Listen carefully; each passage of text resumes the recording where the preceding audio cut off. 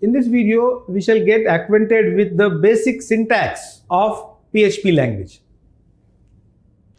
Let us now write a simple hello world application in PHP and see how it can be run from the command line. PHP statements or the block of one or more than one PHP statements are put inside these two lines, less than question mark PHP. This marks the beginning of the PHP code, and greater than question mark greater than marks the end of the PHP code. So in between these two, I am just writing a single statement, echo hello world. Echo and print, these are the two PHP keywords which are almost used similarly to display the output on whatever the output device that is in use. Since we are going to use this or execute this code from the command line, our command prompt or the console terminal will be our output device, so on which you expect this hello world to be printed. So after writing this number of statements, just save this file as hello.php. So I have already saved this file as hello.php.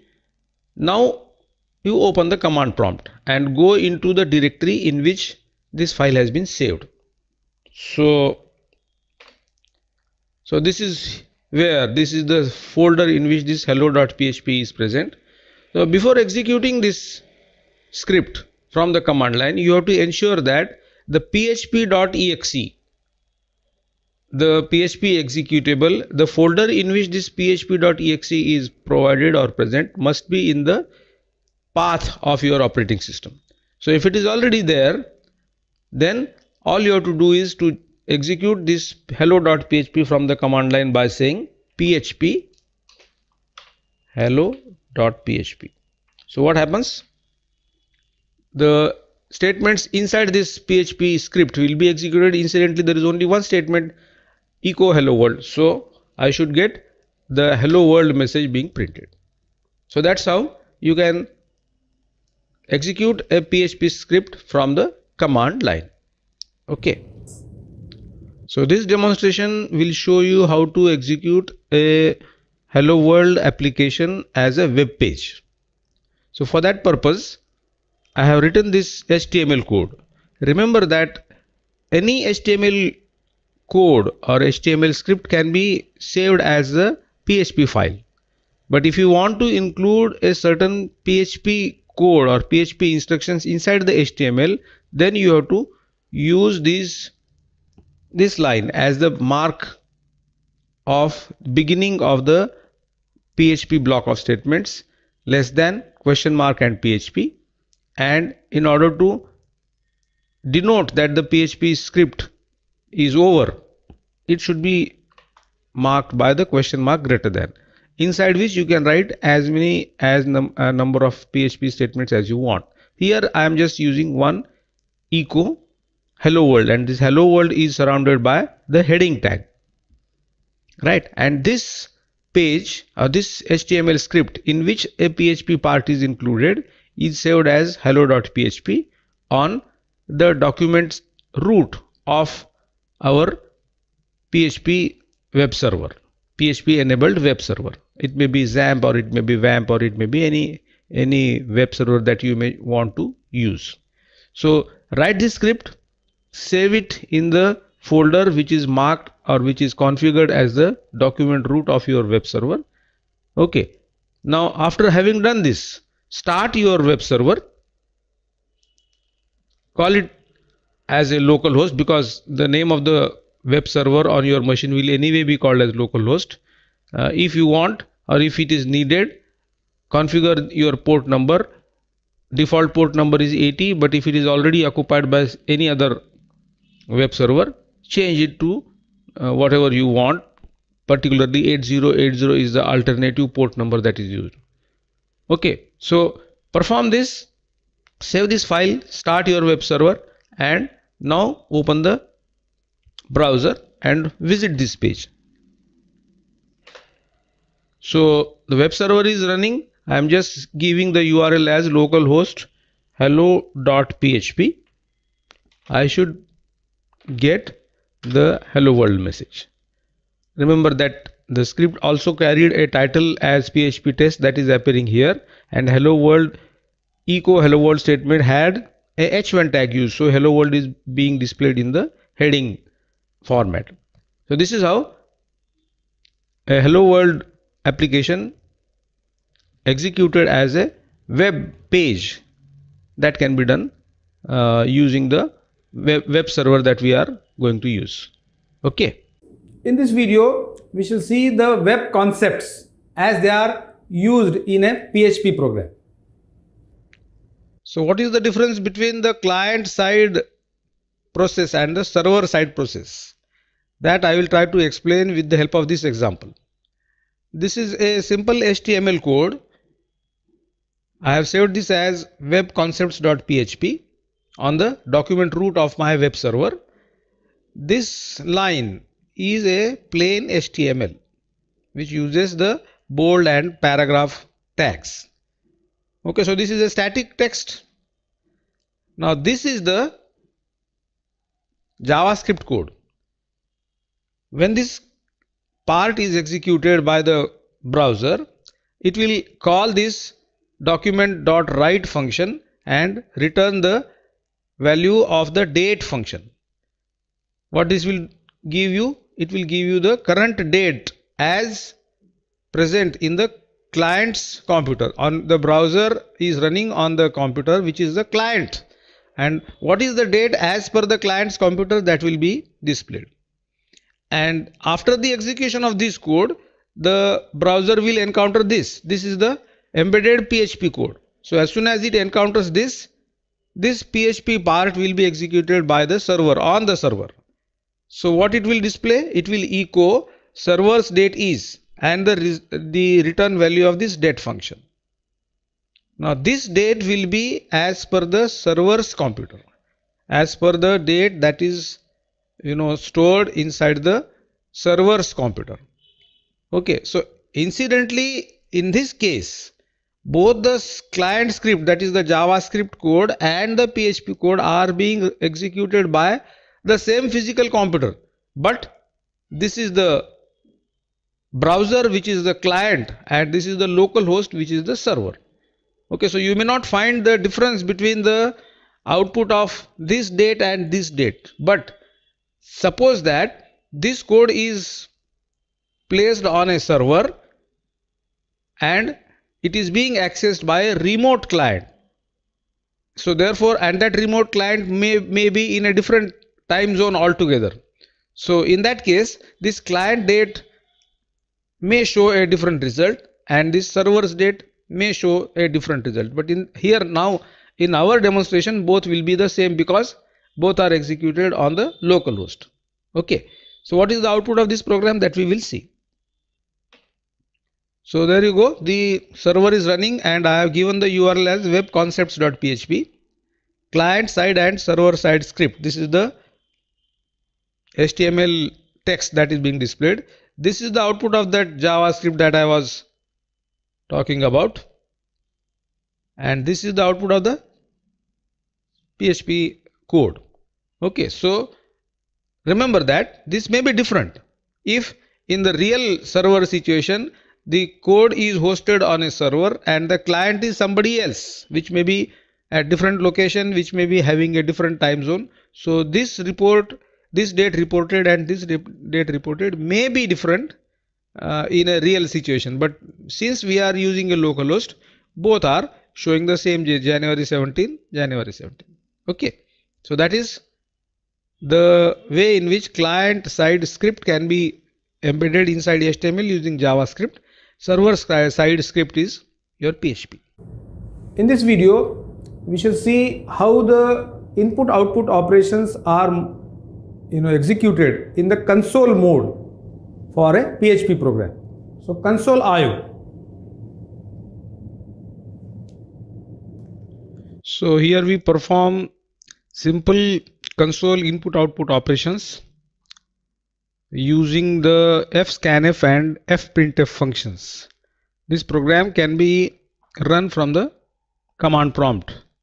you giving the php.exe path. Okay, so fscanf is the function which accepts input from the stream. Here the stream is stdin, which is a standard input stream which is defined in PHP, and it is going to accept the data from the standard input device into the variable called as a. And because the data that is input is going to be stored in the form of integer, I am using the format specifier as %d. So if you are familiar with the scanf function in C, you will be able to understand this. So fscanf, stdin is the stream from which the input is read into the variable a using the format specifier %d for integer. Same statement or same syntax is also used for reading the data into b. It is also reading the input from the stdin, that is the standard input stream, into b in the form of integer. This is the simple formula for calculation of area, which is length into breadth. And now you want to redirect the value of c towards the std out. So fprintf function displays the output or writes the data into this stream. This is the standard output stream. So area is equal to %d format specifier is used to display the value of c in integer form. So this is a very simple demonstration of console input output in PHP in console mode. So we'll go to the command prompt and execute this program php area.php from the command line. Okay, so this is the directory in which this area.php is stored, and the execution is simple: php area.php. Provided php.exe is in the path of our system, this area.php will be executed. First statement is fscanf, enter the length, I give some number, enter the breadth, I give some other number, area is equal to 200. So that is how a console input output operations can be done using the standard library functions fscanf and fprintf. Of course, fscanf and fprintf can have, here in this case the streams are predefined streams. We are using std in and std out. Instead of that, the streams could be any file stream, so that we will see in our next discussion. But for the time being, this is the console input output operation. In this video, I will explain to you the use of while loop in a PHP program. So let us now see the execution of while loop as it is used in PHP. So in this code I have two while loops in action. This is one and this is another. So in first case, the initial value of a variable that is controlling the loop is I equal to 0, and I want to execute these two statements. What are these two statements? Increment the value of I and print it out, so long as the value of I is less than 10. So what do you expect starting from I is equal to 1? The number is 1, 2, 3, 4, 5, 6, 7, 8, 9, 10. That is the expected output of this loop. Okay. In the second example, again I am using the rand function to generate a random number between 1 to 10, and that is the value of x. And the loop is expected to keep on repeating till x is not equal to 5. So depending on the possibility or the probability of what random number is generated at that point of time, the loop may go on for 1, 2, 5, 9, 100 number of repetitions, or it may even terminate in the very first place where probability of the first random number itself being equal to 5 will be there. So the output will be unpredictable, so to say, because it involves a random number, and so long as the random number is not equal to 5, this loop is going to run. This is a straightforward 1 to 10 output. This is of course a random output till the number generated is not equal to 5. Okay, so these two examples now I will show you. I have saved this file as while.php. I'll start the server, open the browser, give the URL of this, right? Okay, so now the server is running. In the browser I am giving localhost while.php. Just press enter. This is the output of the first while loop. It generates numbers from 1 to 10. This is the output of a loop having a random number, and the loop is expected to go on till it encounters a 5. So as soon as the number is 5, the loop is terminated. So that many number of times x was generated, it was not equal to 5. If I again run it, the second loop output may be different.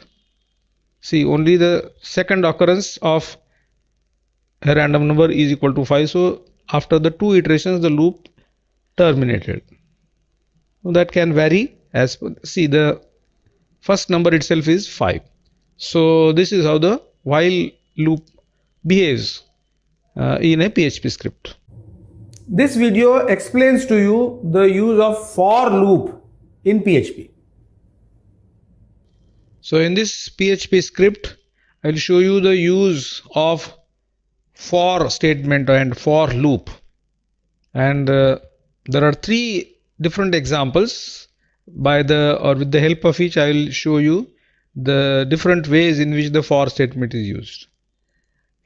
But the syntax of for loop is like this. It takes 3 parameters. One is the initialization of the controlling variable. Here x is set to equal to 1. Second statement is the test condition up to which the for loop is running, is expected to run. X is less than 10, and every time how much increment or the controlling variable to be incremented by what, x plus plus is the third argument. So this loop will run from x equal to 1 to x less than 10, incrementing the value of x every time by 1. So I expect number to be printed 1 2 3 4 5 6 7 8 9 10 in as a result of this for loop.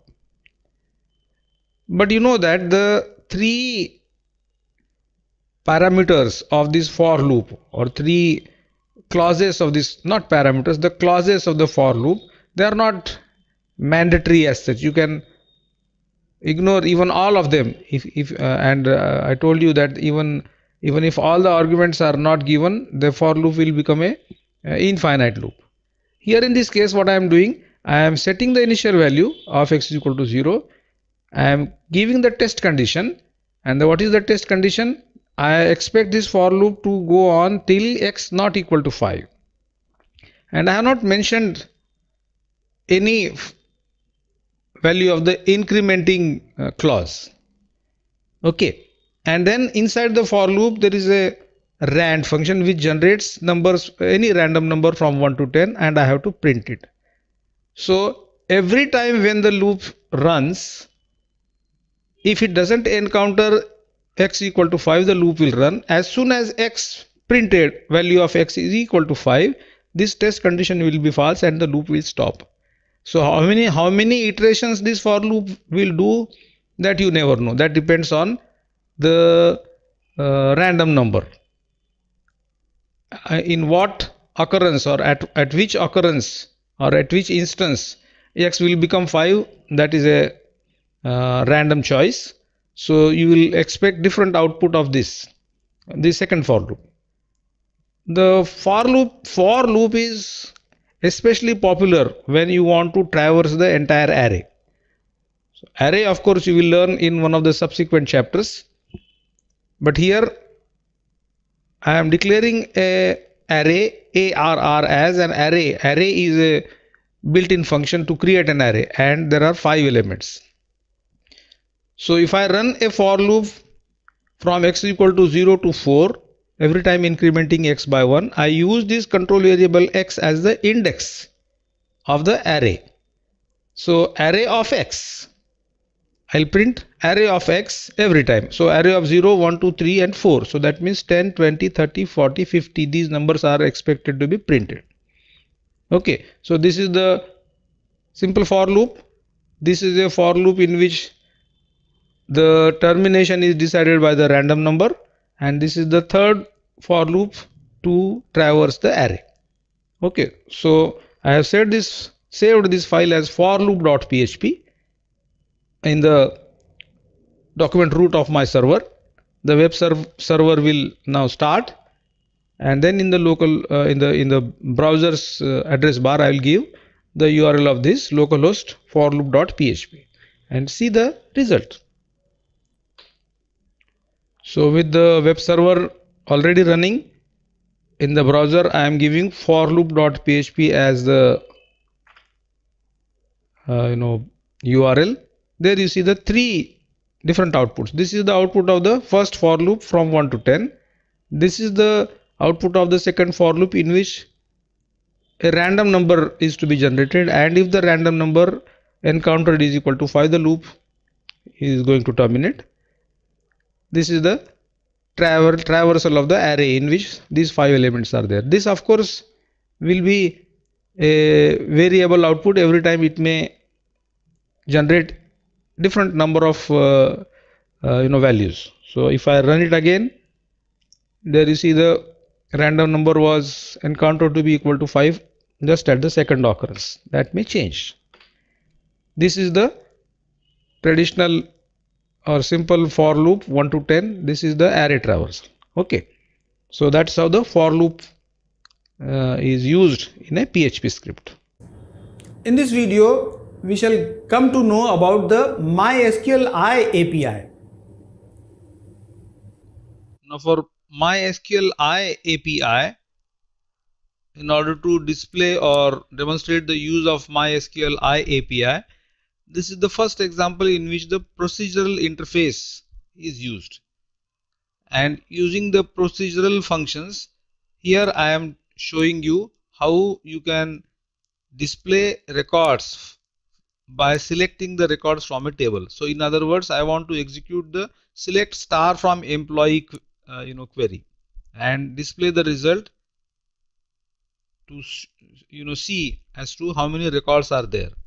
So if you try to compare every function in MySQL with MySQL, you will find that only difference probably is the adding I into the name of the function. Instead of MySQL connect, there will be MySQL connect and so on. Before that, let me tell you one more thing, that MySQL API is available in all the PHP installations with PHP 5 as well as PHP 7. So if you have a PHP 7 module installed in your bundle, especially the web server bundle containing Apache, MySQL and PHP, if you have a latest XAMPP server, then this 7 version of PHP will be available, and this code will actually indeed run on the XAMPP with PHP 7 also. So I am going to show you the execution on the XAMPP server itself. So for that, let me start the XAMPP server and show you the home page, and in which PHP 7 is present and MySQL has been enabled. So let me show you that. So this is the home page of XAMPP server, and go on to click this PHP info. The PHP version is 7, and down the line if you go and search for MySQL it will show you the presence of MySQL API. So which means that MySQL API functions will now be executable on this. Okay, so let us go back to that PHP script which shows the procedural functions used from this MySQL API. So starting with MySQL I connect, this function also requires the arguments like localhost, root is the username, there is password, no password has been set, and the name of the table to be connected, or rather name of the database to be connected. So this will create a connection resource. If not, if unable to connect, then there will be some error. You will display the error message properly to tell the user that the connection has not been established. Otherwise, execute the select query, select star from employee by MySQL I query instead of MySQL query was the earlier in the earlier case, right? In the result, how many number of rows have appeared that can be found by the function MySQLi num rows. Okay, and run a loop over it and fetch one row at a time and display the contents of the row. Row 0, row 1, row 2, row 3 will respectively be displaying the values of employee ID, name, address and salary. All these fields will be displayed in one for one record. Such like as many number of records are there, that many times this loop will run. Okay, so just equivalent activity of MySQL API, in which also you ran through the entire result set to display the records. So let us run this program and see.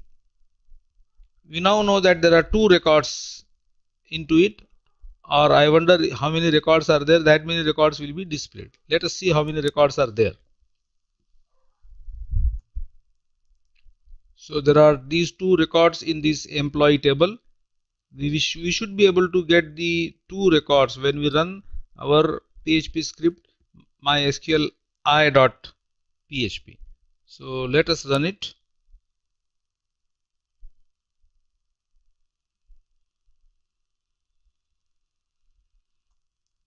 So there you see MySQL I.php has been executed in the browser.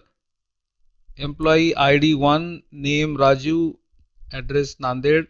This is our first record, and this is the second record. So the contents of the 2 records in the table have been displayed by the procedural interface functions of MySQL I API. Okay. Next, let us see the use of MySQL I functions which have an object oriented approach towards the database handling activities. So what you have to do, first and foremost, you have to create an object of MySQL I class. So this is the statement CON is equal to new MySQL I. The constructor takes 3 arguments: name of the server, which is localhost, username is root, password has not been set. So all these credentials are required to set up a MySQL I object. If not properly configured, it will result into an error, display the error message and stop the execution. Otherwise, go on to the next step. Execute this query, create database testdb. Okay, all you have to do is to execute a MySQL object arrow query function. Query function will take this argument. If this function is properly executed, it will return true, and if it is true, then give a message database created successfully, otherwise give an error message, right?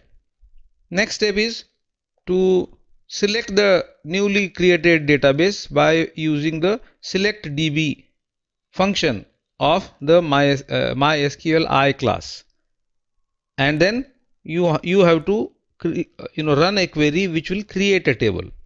Create table employee, the syntax of the create table employee is according to the standard SQL syntax, in which name, address and salary are the fields.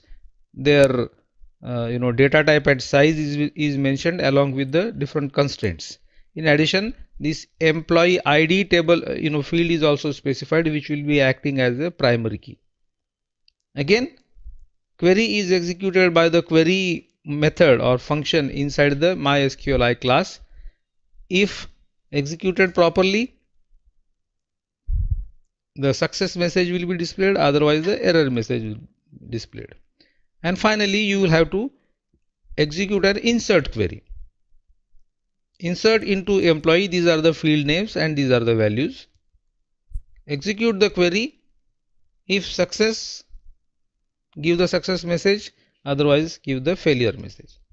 And lastly, close the connection by calling the close method of the MySQLi class. Okay, so this is the exactly the same activity we are doing, but now we are using an object oriented approach that is provided by the MySQLi API. So let us run this MySQLi1.php. Before actually executing this script, I will have to ensure that the test DB that was created as a result of the earlier example, that test DB I will have to remove from my MySQL server. Then only I will be able to run this. Otherwise, it will result into an error that the database is already existing and none of the other steps will be executed. So I will first delete that and then run this. Okay. So if I execute this MySQLi1.php, you find that the successful execution of the statements, those messages have come up. Connected successfully, database created successfully, table employee created successfully, and new record created successfully. Actually, I should have given a BR at the end of each so that the error messages would have come one below the other. But anyways, the operation has been done successfully. So let us go back to the PHP MyAdmin and check whether the testDB database, the employee table and the record has been added into it. So this is our admin. Refresh this. TestDB is created, employee is created, and this record Rajiv Nanded 10,000 is created. So the object oriented interface is working perfectly fine in this case. The next example to show the functionality of MySQLi API is to show the contents of a table by running a select query over it. Okay, so doing the same sequence of steps again, create a new MySQLi object. If the connection is properly executed, show the success message, otherwise show the failure message. Then go on to the next step. You want to execute now the select star from employee query. Okay, in order to do that, call the query method of the MySQLi class by its object. So con arrow query, the query is the SQL string that is given. So the result is the return value of this query function is a result set. So result is equal to con arrow query. From this result set, find out how many number of rows are present in that by calling this NUMROS, number of rows. Remember that this is not a function, but this is a property which is associated with the result set. Similarly, the property of field count will give me how many fields are there. Okay, so use these two variables num result and num fields to design a first row of a table which you are going to create in HTML. Inside that table, the first row will contain the headings. The names of the columns of the table will act as the heading for the entire table. So it will generate a first row.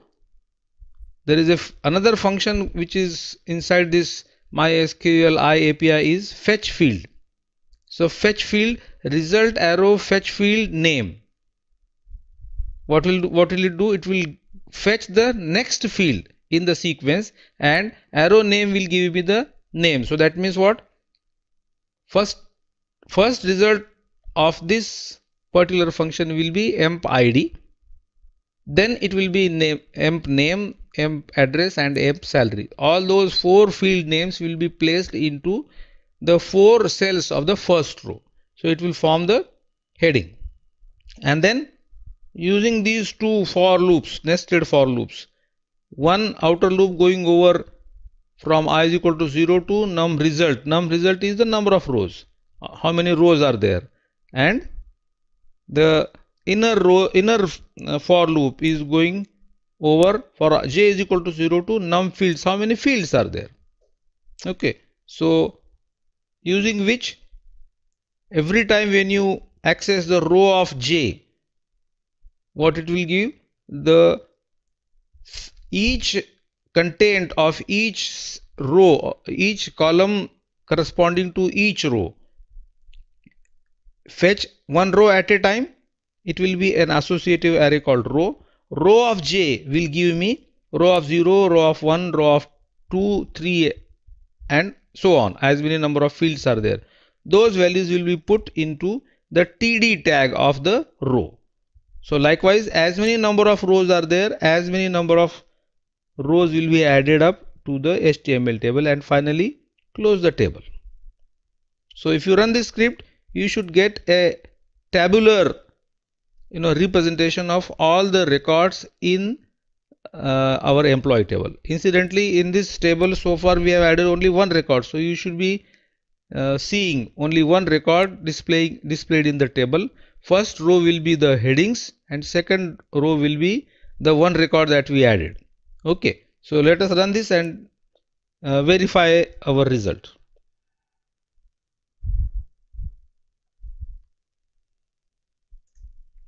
So MySQL i2.php, when I execute that, this is of course the connection successful message.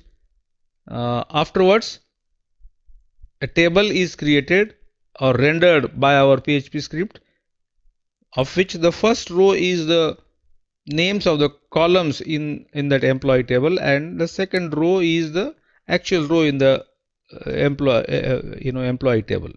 So because there is only one table, only one row has occurred, but then as many number of rows will be there, they will be displayed one below the other. No issues with that.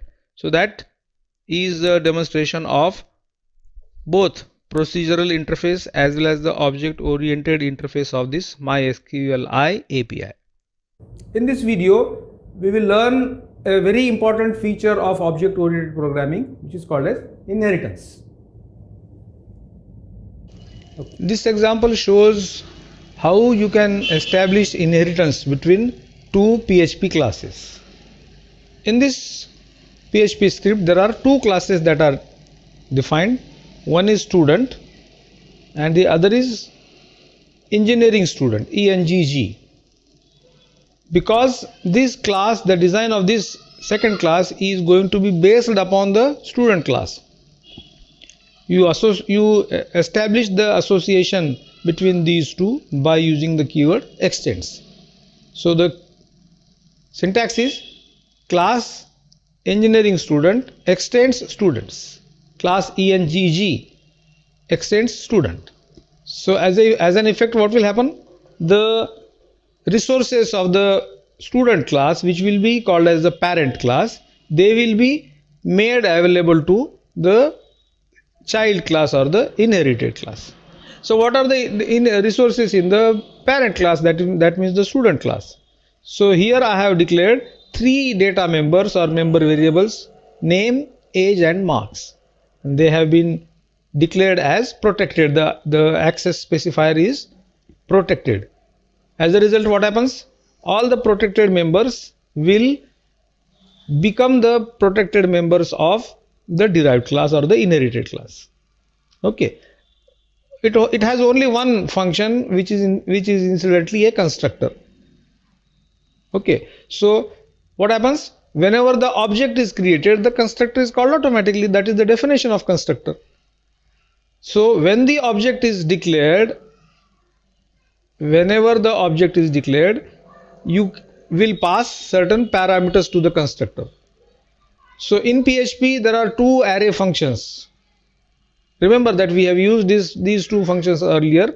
This is function number of arguments, how many arguments that have been sent to this constructor, to this function, and then there is a function get arguments. So this is the number of arguments, and this is an array. Function get arguments is the array in which all the arguments are stored. So if the constructor is going to receive 3 arguments, the value of n will be 3. Okay, and the subscripts of the function get arguments array will be 0, 1, 2. So respectively, what I am going to do, the 0th subscript or the value at the 0th index of this function get argument will be stored in name, value at the index number 1 to age, and value at index number 2 is to be stored to marks. These are the 3 variables. 3 values received by the constructor will be assigned to name, age, and marks, or rather the data members of the calling object. Fine. So that is constructor, and then there is a get details function which will just display or print out the values of the data members of the calling object. So this arrow name, this arrow age, and this arrow marks will be displayed by the well-known echo function. So that is what is in the parent class. 3 data members, all protected, and 2 functions, 1 constructor and 1 get details. That is what is in the parent class student. In the derived class, in addition to the 3 data members that this class will anyway inherit, I want to make available another 4th data member to the object of this class, and that variable is branch. So that means what? Whenever an object of this engg class will be declared, it will have 4 data members, 3 from the parent class, name, age, marks, and 4 its own, 4th its own. So what will happen? When I declare the object of this class, it will require 4 parameters. So for example, in this declaration of the object, S1 is equal to new engineering student, new engg, I am sending 4 arguments: name, age, marks, and branch. So these 4 arguments will be received by the constructor of the child class.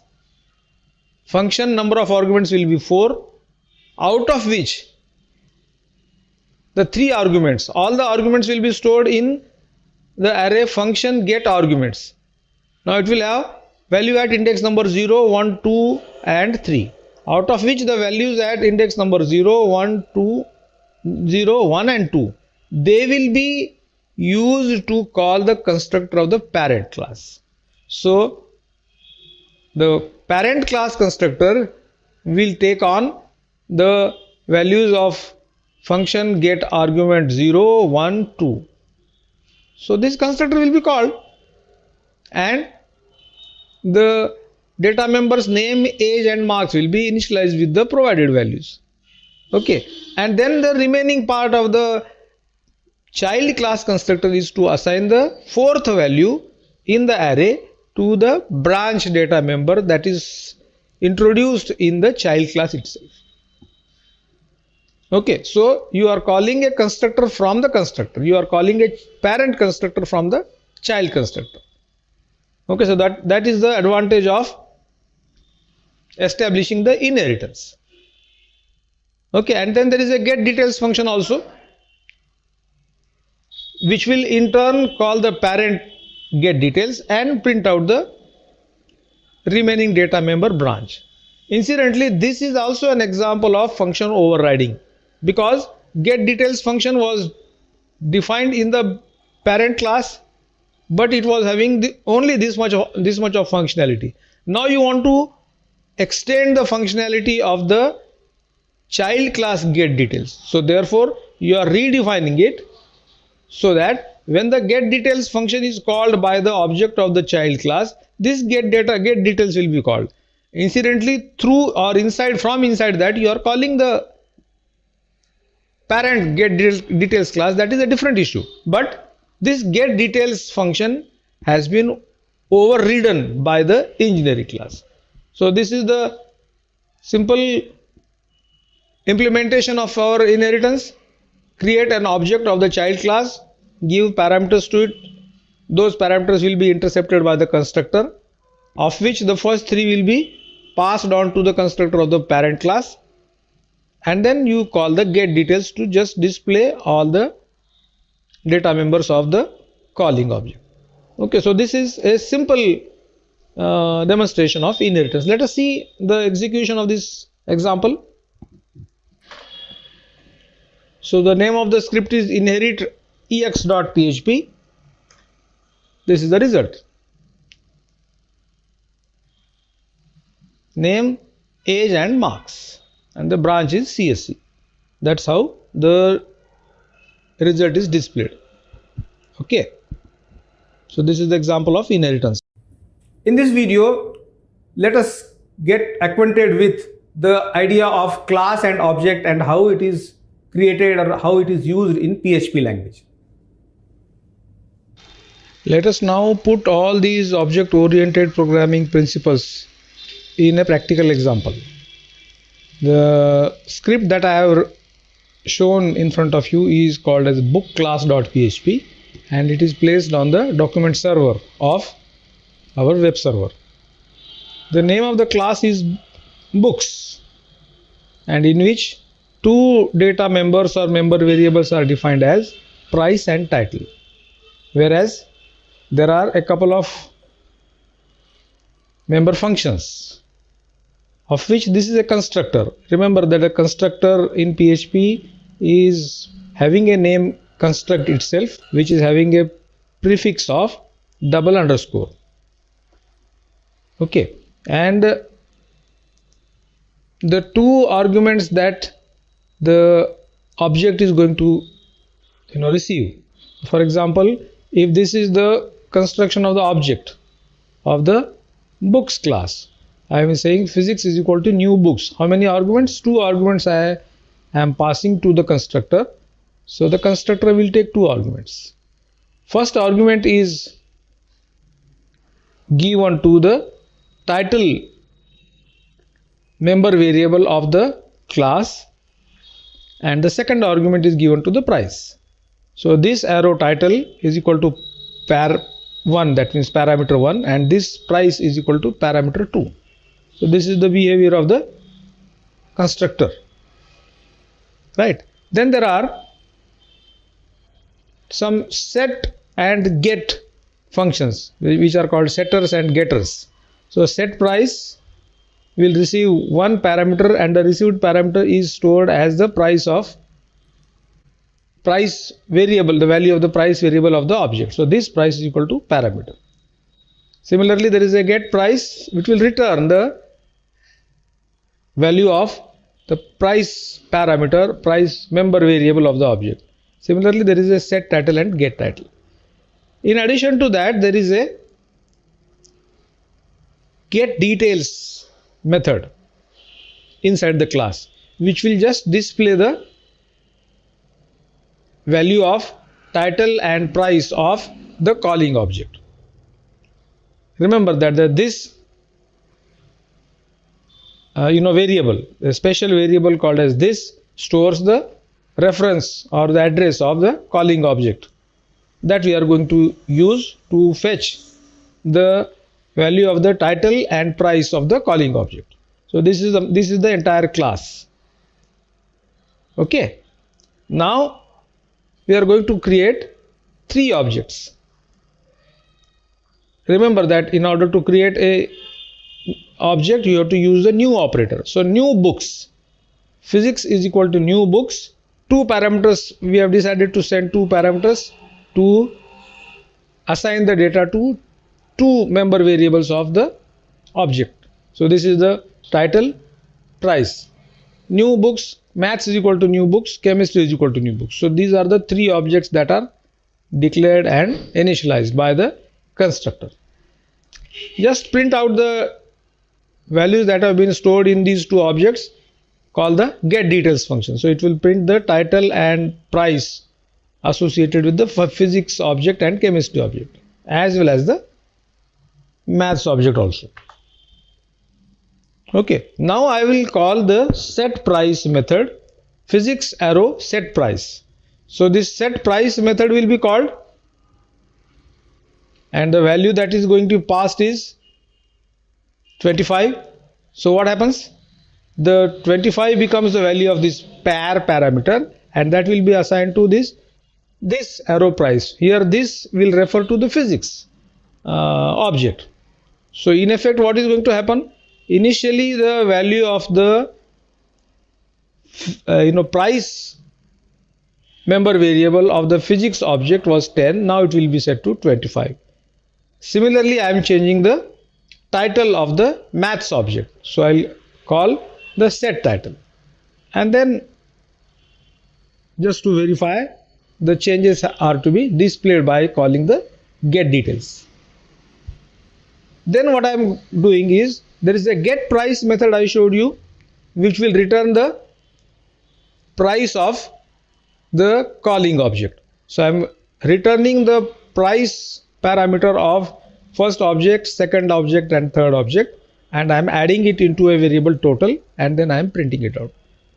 So all the elements of the object oriented programming principles are used here. How to declare the class, how to declare the object, how to press the constructor into action, and how to call the different member functions inside the class. So let us run this script bookclass.php and see what are the different results that they will be generated. Okay, this is the output. 3 objects were declared. For each object the constructor was called into picture, and the values are, the object is initialized. Then we go on to change the price of object named as physics by calling the set price, and then you call the set title. Whatever changes have been done, they have been displayed in these 2 outputs, and then finally you call the get price for each object, and the get price returns the price, which is an integer, and then you perform the addition, which will give you the total cost. So that is the demonstration of the class and object as used in a PHP language. In this video, another new feature of PHP 7 I'll introduce to you called anonymous class. So this is the example of an anonymous class in PHP 7. So in order to create an anonymous class, actually the anonymous class is the one which doesn't have a user defined name.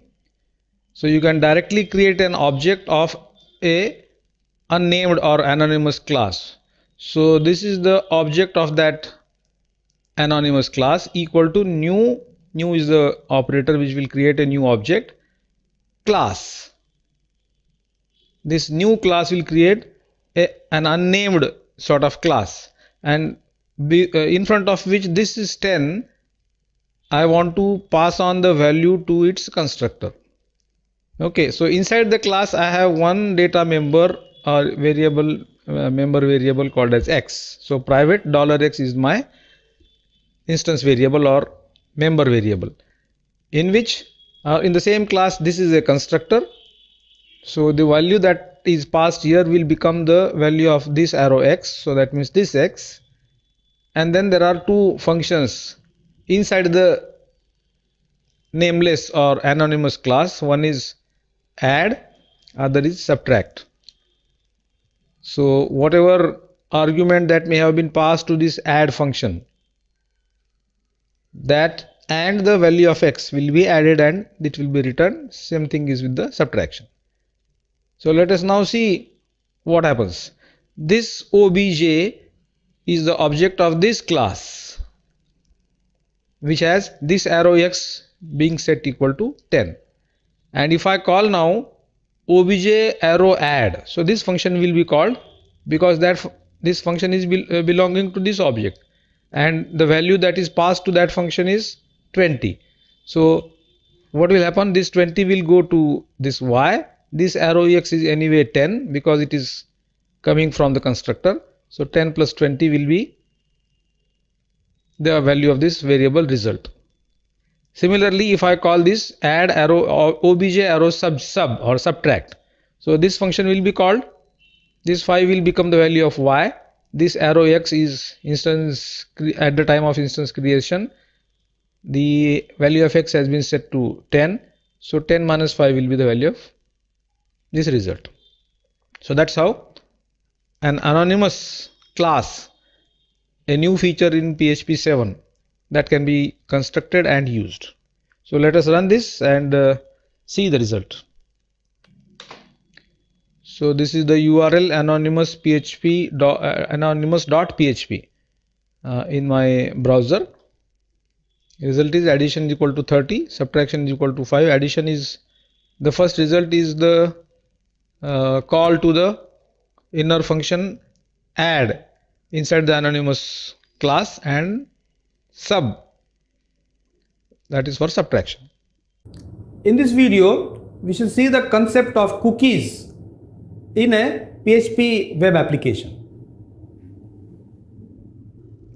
So here now I will demonstrate the way in which a cookie is set and cookie is retrieved in PHP. Actually, I will show you three different codes.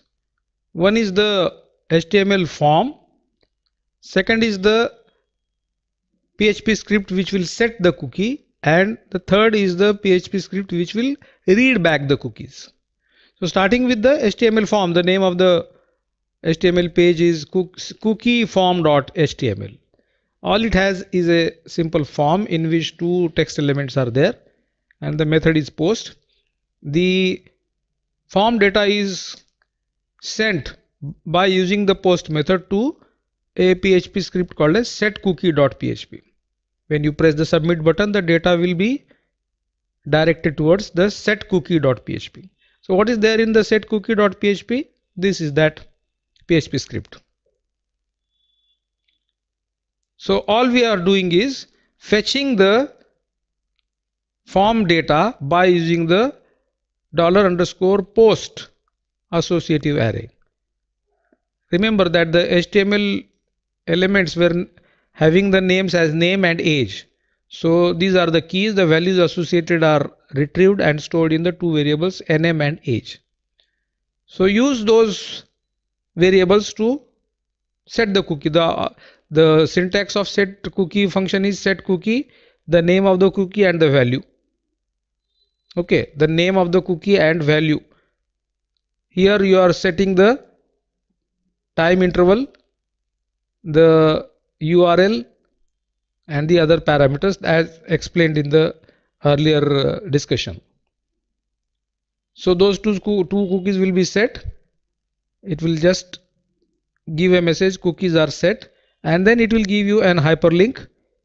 If you click that, this getCookie.php will be opened. That is having a code to read back the cookies. So this is the getCookie.php. What it does, it simply finds the value associated with the name key of the $_cookie associative array, that is a part of the request server variable. So from which the cookie name and cookie age are fetched and they are displayed. So whichever values that you may have given in the earlier form, they will be read back. So these are the three different codes. One is the HTML form, other is the set cookie script, third is the get cookie script. I'll show all these three activities in front of you by running starting from the cookieform.html. So this cookieform.html contains two text elements. Let us enter some data into it and press the submit button. What happens? The form will take the data back to a PHP script called setCookie.php. The two cookies will be set, right? Now there is a hyperlink which takes me to the getCookie.php, which reads back the values. So these are the two values. So this is a small but effective example of setting and retrieving the cookies in PHP. In this video, I'll tell you about the file input output operations and how they are done in PHP language. Okay, so with the help of this example, I'll now show you how to perform the read write operations on a file object. Actually, I'm going to show you two different PHP scripts, one for writing the data into a file and another for reading it from the file. So first, the write operation. I have to use the function called as fopen, which is a inbuilt or predefined function in PHP. It takes two arguments, the name of the file to be opened and the mode. Here in this case, I am using the W mode because I want to create a new file. The name of the file is newfile.txt. If at all this file opening operation is not successful, I want to quit the program by giving the message error in opening a new file because of any reason.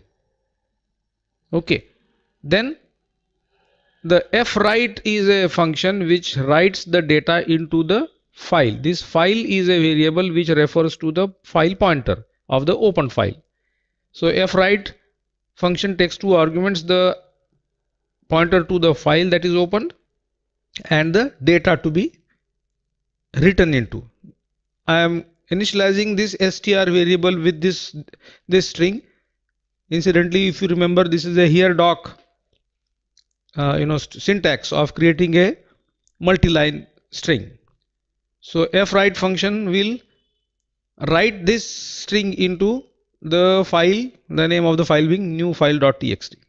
After completion of the writing operation, I would close the file and display a message, file created successfully. So if I execute this file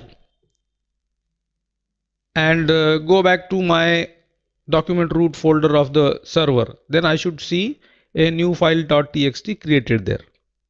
Okay, so let us try running and look for that new file.txt if it is created or not.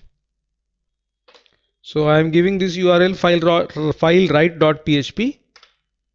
I should get a message, file created successfully.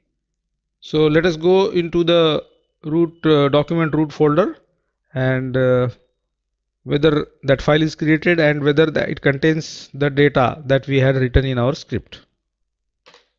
This is the PHP script for reading back the data in the new file.txt. So fopen function is again used to open the file in the read mode. R is for read mode.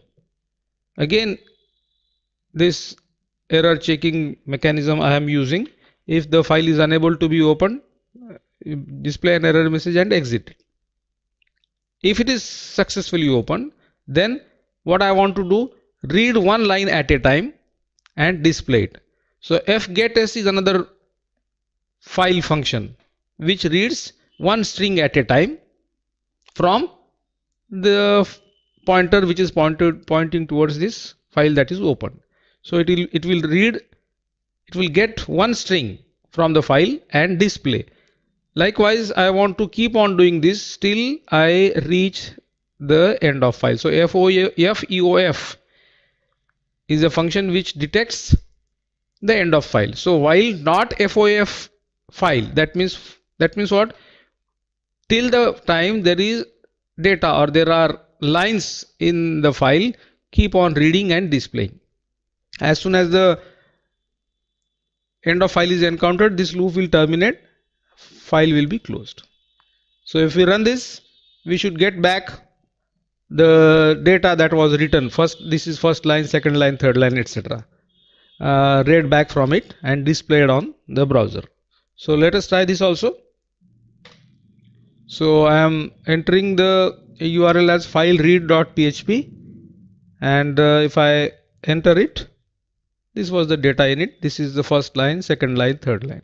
So this is how you read back the contents of the file using the fopen in R mode. fopen in W mode will write, fopen in R mode will read back. Okay, so this is the example of reading writing operation in PHP. In this video, we shall see how error handling activities are performed in a PHP application. So this program is a demonstration of the die function in PHP. Die function, whenever it is encountered, the program will be terminated at that point only.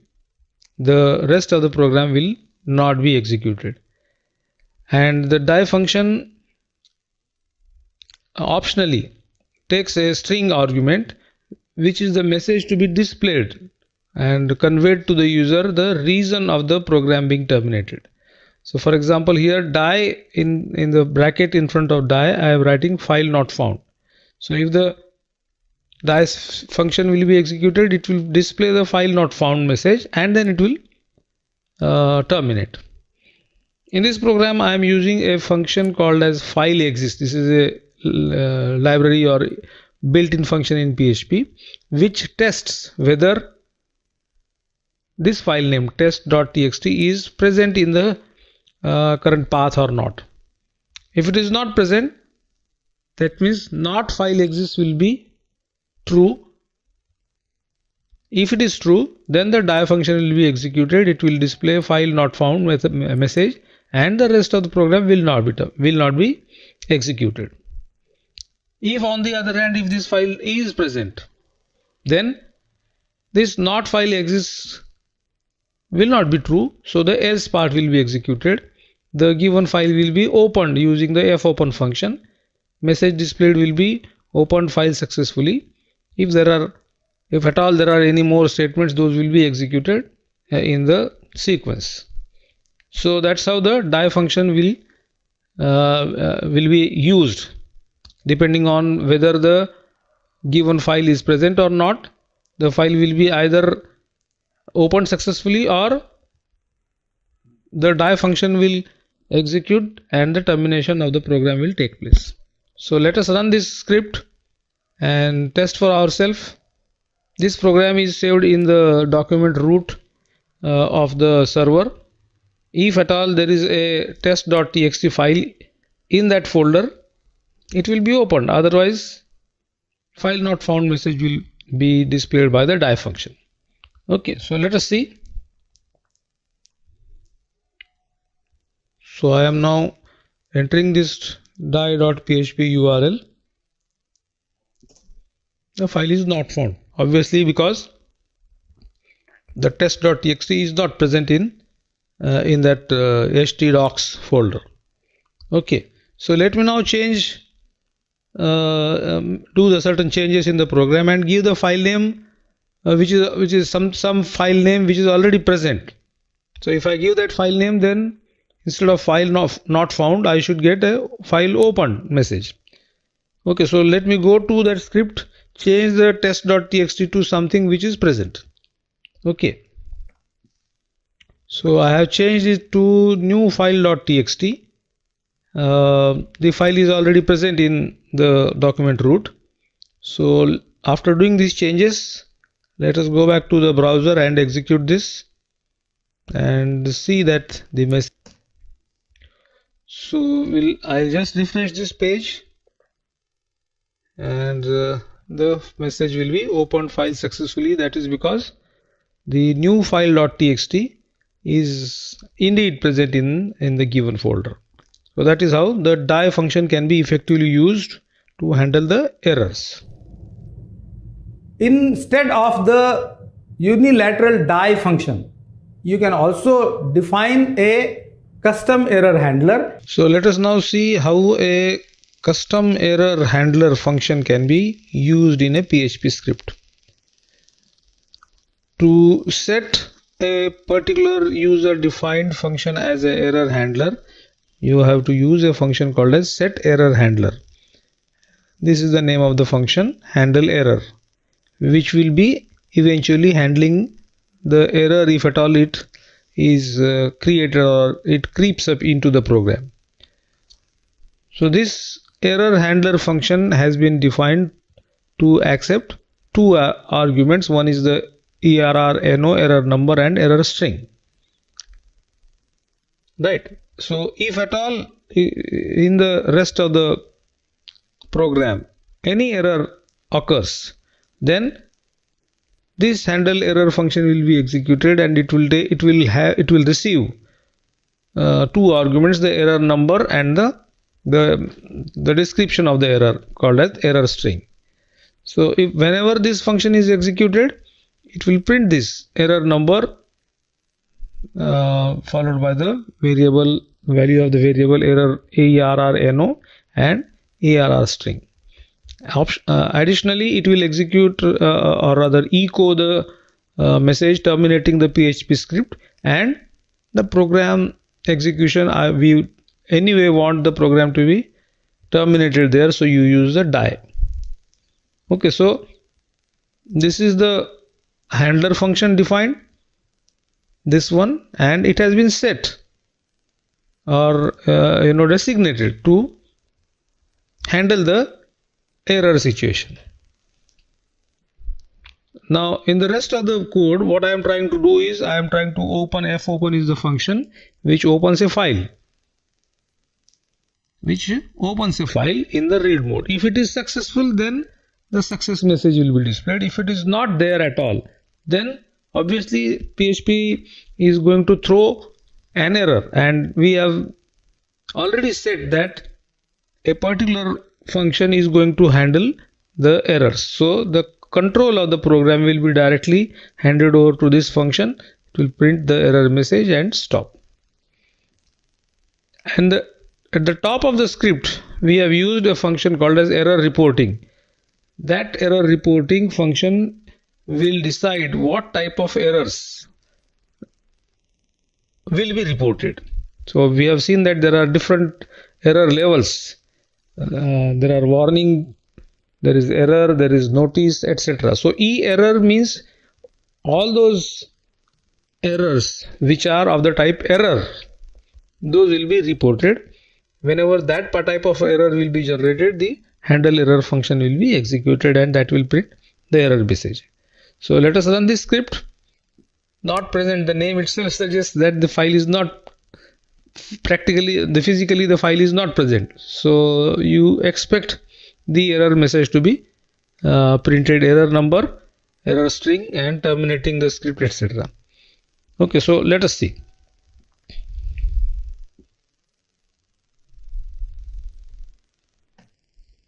So custom error.php is the name of the script. I am giving it in the URL. So that is the output of the handler function. Error number. What is the error message? No such file or directory. Terminating PHP script is what we have hard coded as the echo message. Okay, so this is how the custom error handler can be used. In this video, we shall see the get and post methods, as the value of the method is equal to attribute in our form. What difference does it make? The method is get. So the data sent to the server side PHP script is sent using the get method. So as a result, what happens? The entire form data is the key and value pairs of the form element and its value. They are concatenated together and they are attached to the PHP script that you are going to call. Here, which PHP script is being called? Get method. So the form data will be sent to the server as get method.php, and in continuation with the name of that, all the key value pairs like name is equal to whatever name you will enter, age is equal to whatever age you will enter, will be attached to the URL, and that URL will be processed by the server. PHP side script will be processed like that. The URL will contain the name of the script, and appended to it is the query string which contains the key and value of each form element that you will enter when you press the submit button. So when you press the submit button, that query string will be received by the PHP script. That will happen second time, because when the get method.php, this is the name of the PHP script that will be opened by the browser. First time this get variable will get $_get submit. First time the submit button is not going to be pressed, so therefore this will not be executed. But when it will be pressed, submit button will be pressed, the same script will be processed by the PHP server. Now the submit button is pressed, so therefore this if statement will be processed, and from the get associative array, the values associated with the get name and get age will be echoed back to the browser. So more or less the same thing that happened with the post method. Only difference is that when the get method is used, the form data is appended to the PHP script that is mentioned in the action equal to attribute. Okay, so we will see that particular URL is how it is created. We will run this example and I will show you the exact query string that is displayed in the address bar of the browser. Okay,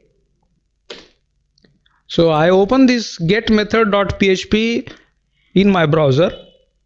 The form is appearing with two text elements, name and age. I now enter some data and press submit button. Now as soon as I press submit button, the query string will be formed. Name is equal to Anil, age is equal to 33, and that will be appended to this get method.php, because it is going to be redirected towards the same PHP script, because it is action is equal to has been set to the PHP self, right? So if I press submit button, there you see the query string is name is equal to Anil and age is equal to 33 or 33, and submit is equal to submit query. That was the name of the button. So this is the entire query string that is attached, from which the value associated with get name and get age is fetched by the PHP script from the associative array. So this is the behavior of get method. After the get method, we will now see how the post method works. So let us see the use of different HTTP methods. This example is using the post method. In fact, this is the HTML form, okay, in which there are two text elements. Input type is equal to text. The first text element is to enter the name. The name of the text element itself is name, and the second text element name to identify that text element is age. Okay, and then there is a input type is equal to submit. It is a submit button, so that when the user enters the data and presses the submit button, the data is sent to the server side script, and that server side script is this one. I am using the special variable called as PHP self, which means that the data is posted back to the same script in which the form is there.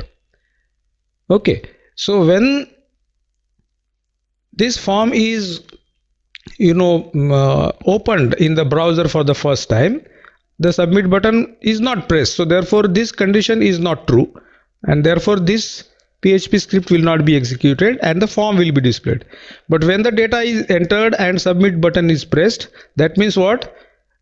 The associative array server side variable called as $post, in which the submit variable is entered, or submit variable is set. So therefore this is true. Then what will happen? From the $post array, this is the called as super global, which stores the form data in the form of an associative array, where the name of the element is the key and the value entered to that element is the value. So in order to fetch the values associated with the keys, I'll say $_post name, which will give me whatever value that was entered inside the text box named as name, and similarly age. So this will be executed when the user clicks the submit button. So that is how the form data is accessed by the PHP script, which is the value of the action attribute of the form. The method is post. Okay, so this is the use of post method. Now I'll run this example and see that the form data that is entered is fetched by the PHP script. Okay, so on the address bar of the browser, after the of course the web server is running now, I enter localhost post method.php. I get a form. I enter some data into this.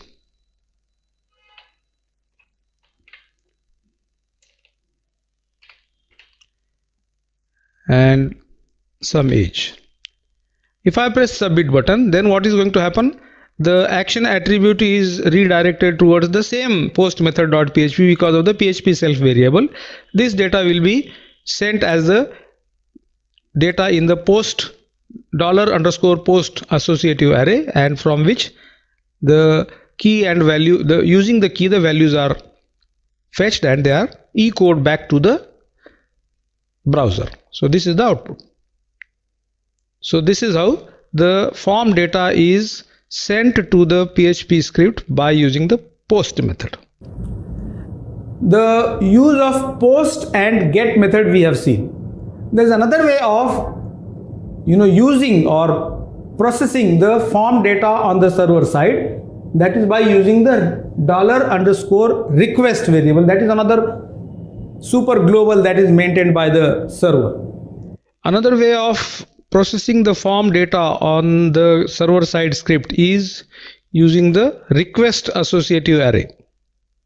As you know, the request server variable or request associative array can be used to get the form data or obtain the form data that is sent by the get method as well as the post method. So it really doesn't matter whether method is equal to get or method is equal to post is used. Of course, it will have an effect on the query string that will be generated.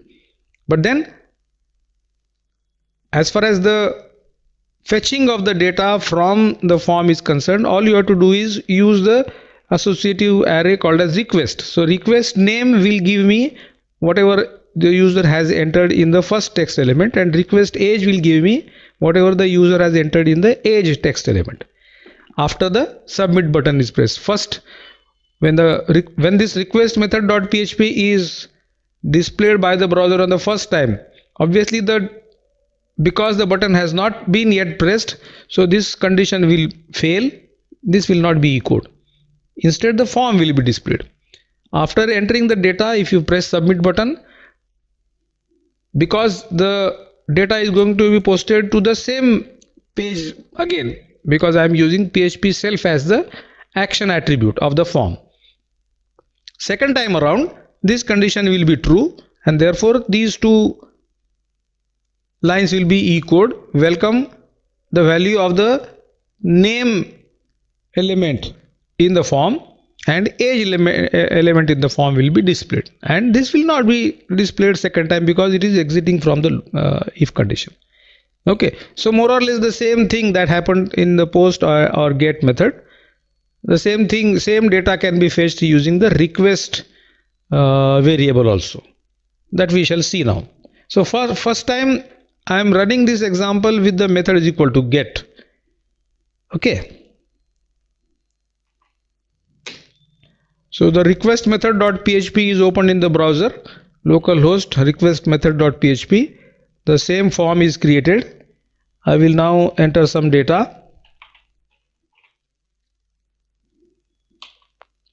and submit. Remember that the method is used as get, so therefore the query string will be a concatenation of the key value pairs. right? Now I will change the method to post and reopen the form. You see that the query string doesn't appear in the URL. So I have changed the method is equal to post now, and the same form is opened.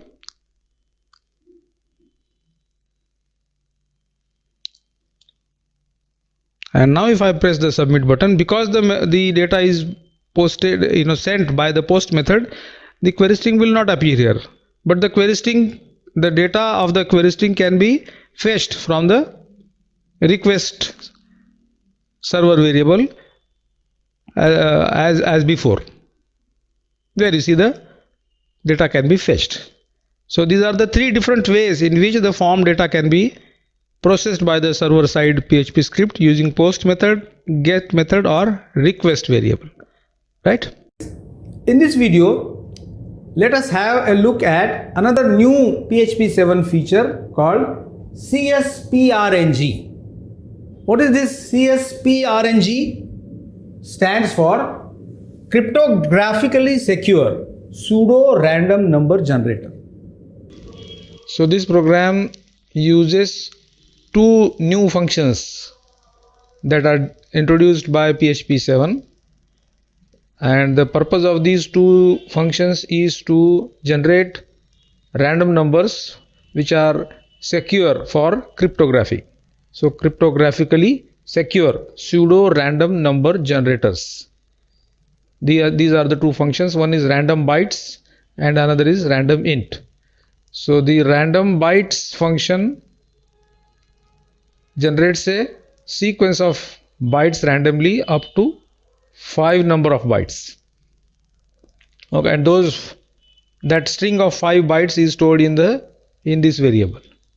If I print it, those bytes will be displayed, but not all of those bytes may have a printable representation. So what you have to do is to convert the sequence of bytes by the binary to hex function, so that a certain legible representation of all those bytes will be displayed. And the second function is random int. This is the minimum value and maximum value in between which a random integer number will be generated, and its value will be stored in this variable that you can print it out. So these are the two functions for generating pseudo random numbers which are secure as far as the cryptography is concerned. So let us run this, and randomization also we'll run it couple of times so that you will see the random changes that appear in the output. So this is csprng.php. This is the sequence of bytes, and this is its hexadecimal representation, and this is of course the number from between 0 to 999. If I rerun it again, the random sequence of bytes and numbers is visible. Okay, so that is how these two functions can be used, right? In this video, let us see what is one of the new important features that have been added into PHP 7 called as scalar type declarations. This example shows you how to use the scalar type declarations in a PHP 7 function.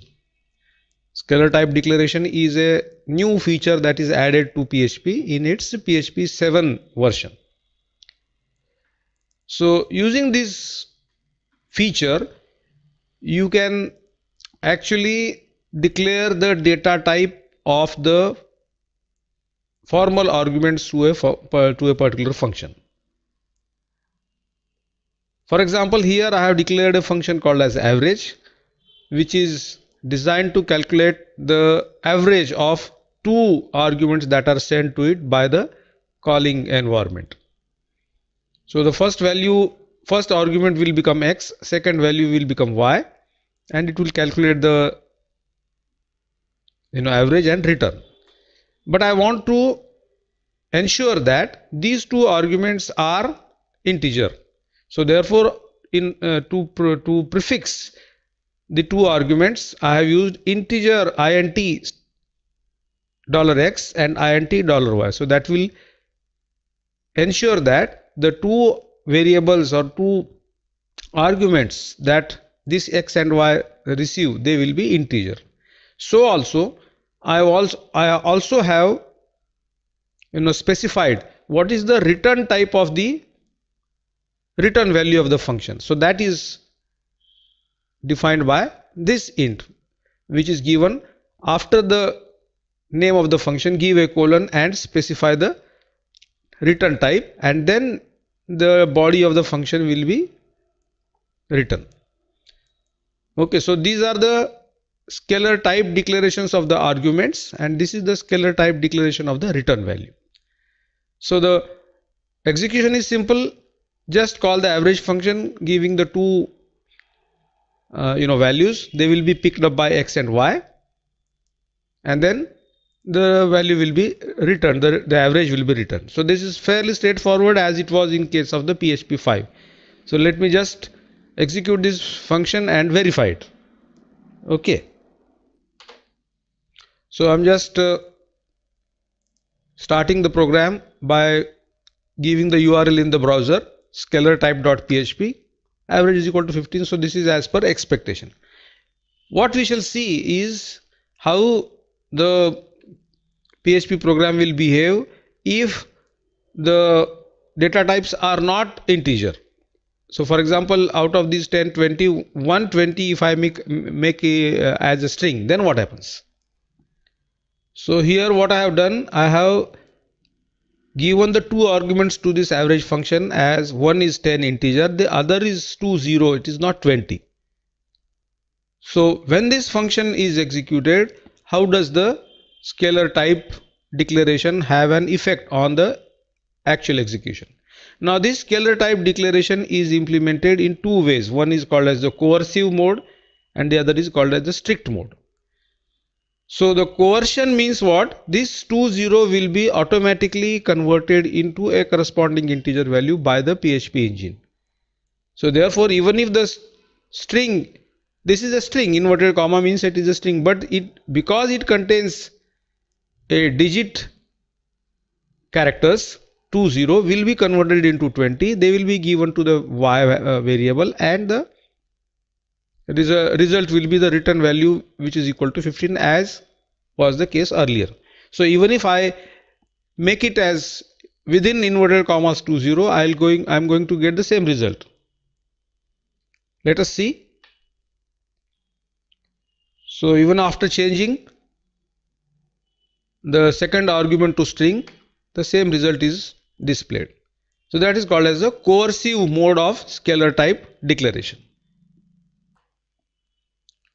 In order to enforce the strict adherence to the data types of the arguments in the function and the values that are sent to it, you have to start your PHP script by this statement: declare strict types is equal to 1. So which means that now the PHP interpreter or PHP engine will see to it that the data types of the formal arguments and the data types of the formal arguments are same. If they are not same, then it will raise an exception. Okay, so now that the scalar type is equal to 1 has been declared, and then if I try to send 10 and within inverted commas 20, then the automatic conversion of 20 to y, string 20 to integer y, will not take place, and therefore you expect, when you execute this program, you expect a certain error or exception to generate on your browser. So let us see. So I'm executing the same script. Now you see there is a fatal error, uncaught type error. Argument to pass to the average function must be of the type integer, but you have given string. So it is now enforcing a strict type similarity because of the declare strict types is equal to one statement at the beginning.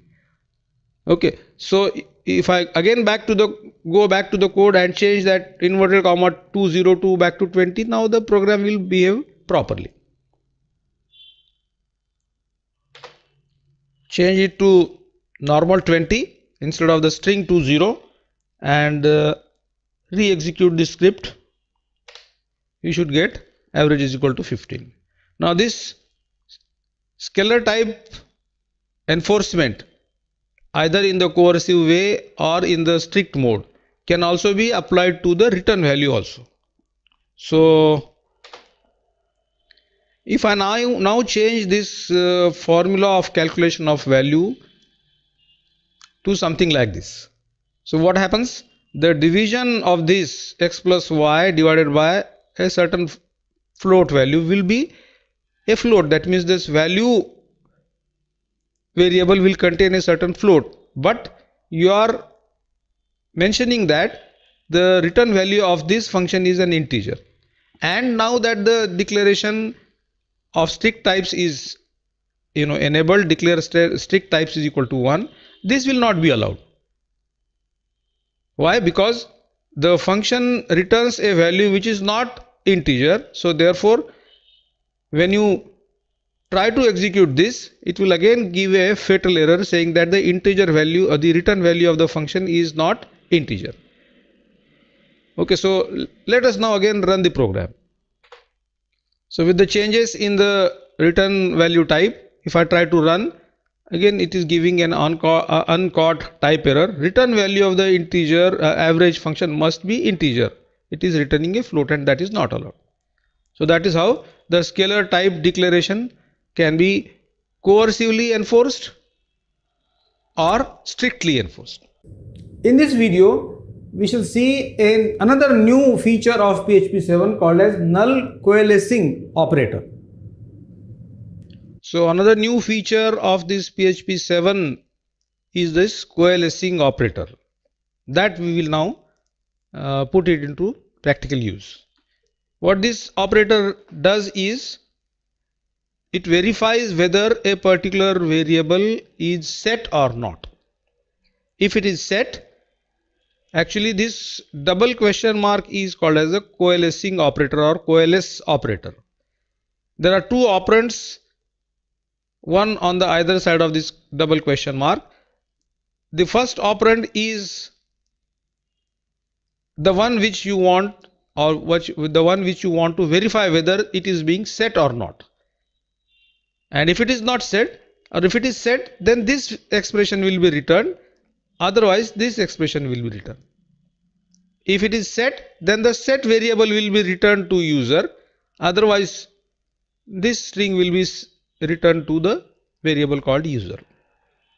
Actually this is a sort of a replacement for the ternary operator that you usually see in most of the programming languages, where a certain expression which will return either true or false.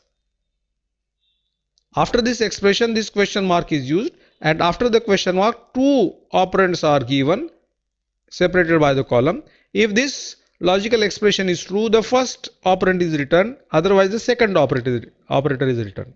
Now this ternary operator, specifically if you want to verify whether a certain variable has been set or not, for that you use this coalescing operator. So this is the variable that you want to see whether it is set before calling this script.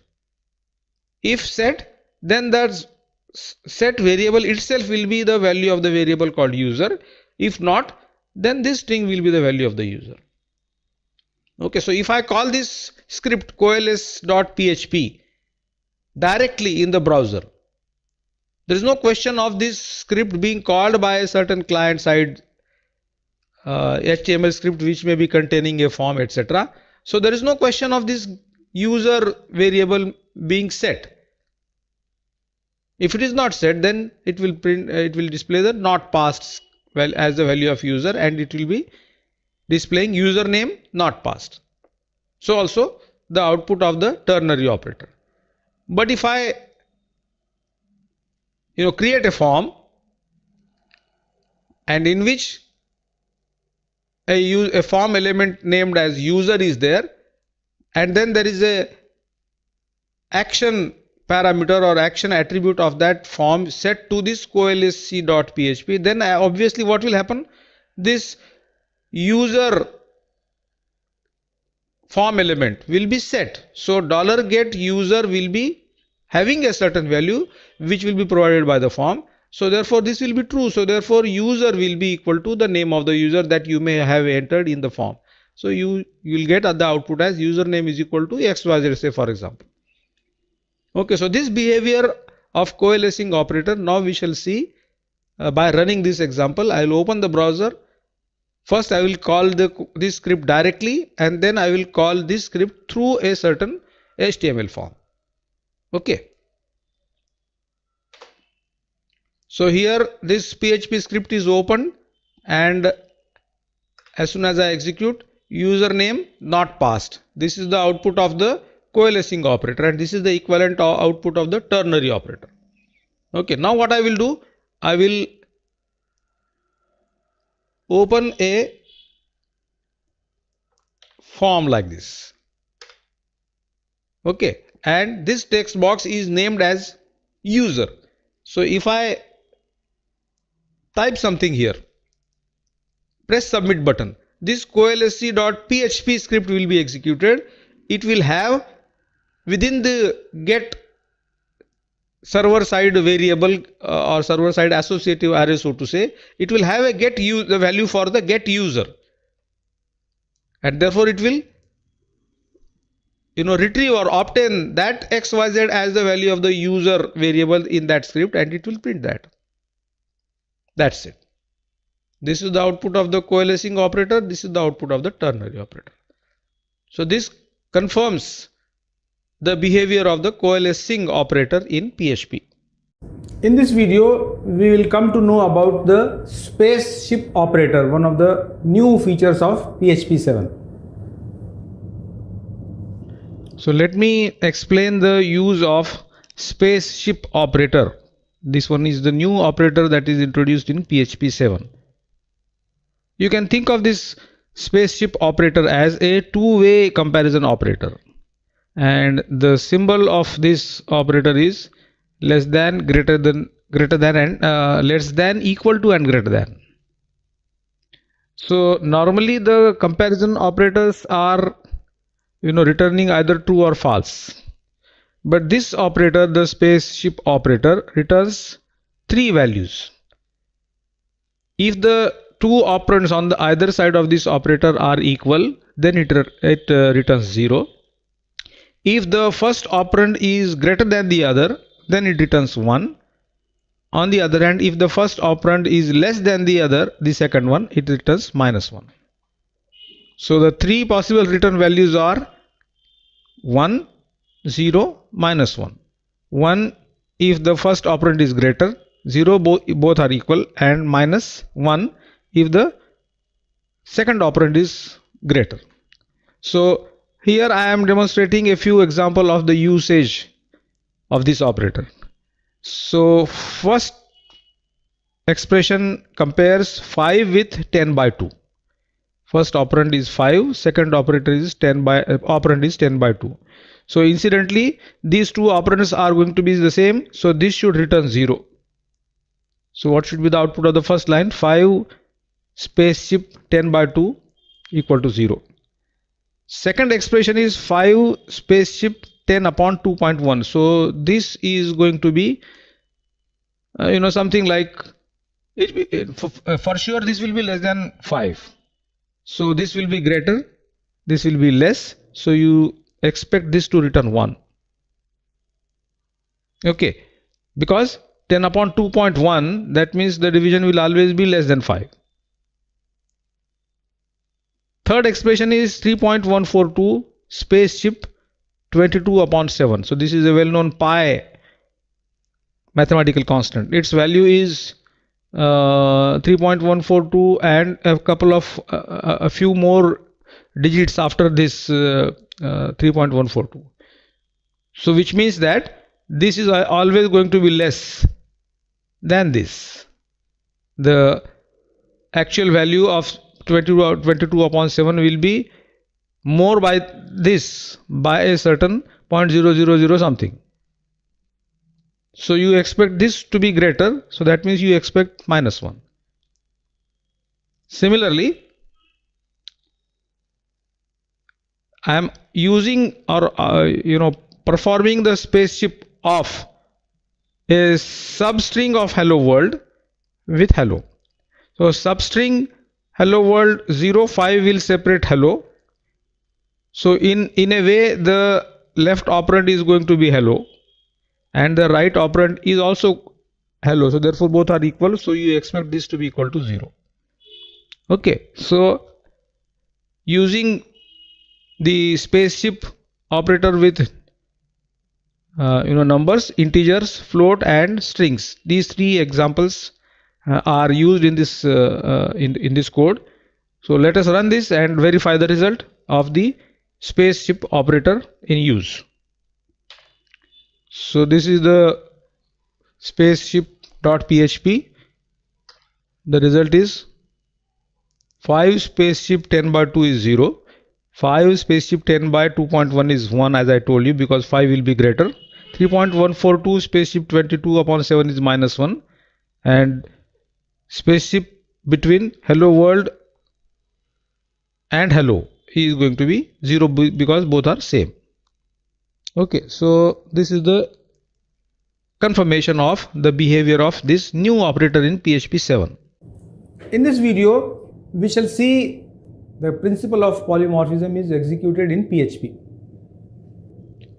In this example, I will show you how the interface is used in PHP. Interface is similar to a class, but inside the interface only the functions are mentioned or declared. It doesn't have any body or functionality defined in the interface. The interface needs to be implemented by a certain concrete class, and the implementing class has to override the functions, all the functions that are defined in an interface. That is how the interface works. So in this example, I have declared an interface called as button, and in which I have declared one function which is public function clicked. Now any class which is implementing this button interface has to give a overridden explanation or definition for this clicked function. So here there are two classes. One is my button and other is your button. Both are implementing the interface called as button. So the statement would be class my button implements button.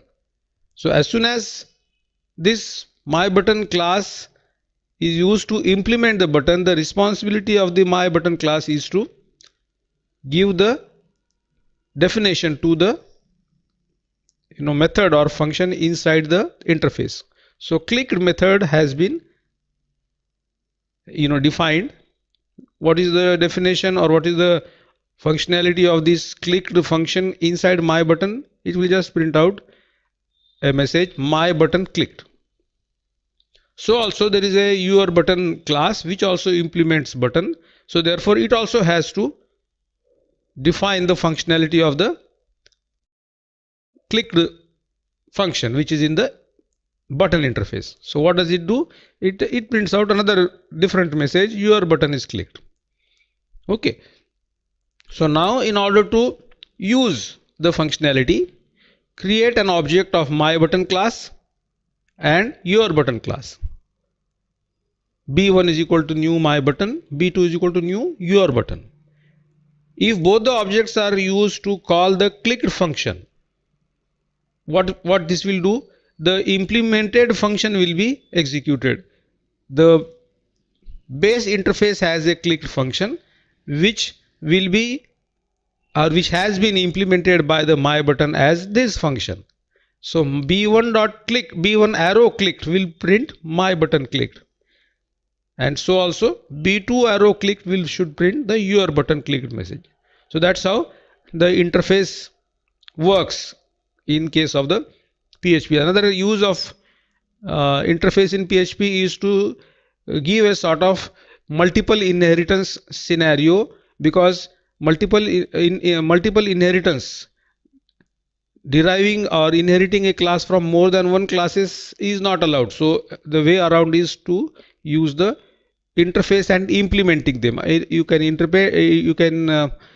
implement as many number of interfaces as you want, but you can extend only one class. So there the interface has a very important role. As far as this program is concerned, this will print B1 clicked should print my button clicked, B2 clicked should print your button clicked. So let us see the output of this program.